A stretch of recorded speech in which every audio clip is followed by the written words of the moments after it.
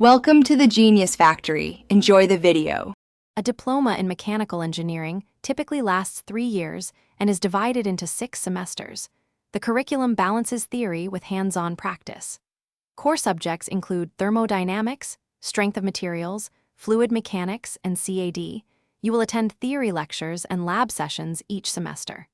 Most institutes mandate a final project worth about 6 credits, and many require industrial visits and workshops. Expect weekly timetables with combined classroom hours and supervised lab practice.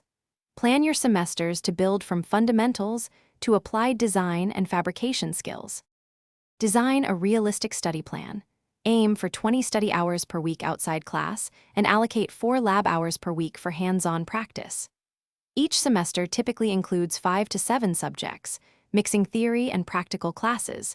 Schedule time for assignments, lab reports, a midterm, and a final exam. Use a weekly planner, prioritize difficult subjects early, and reserve weekends for revision and project work. Join study groups for problem solving.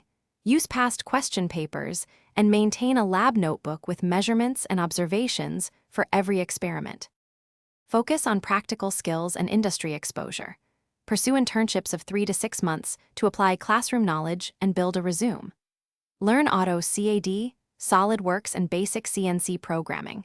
Obtain certificates in welding safety or maintenance if possible.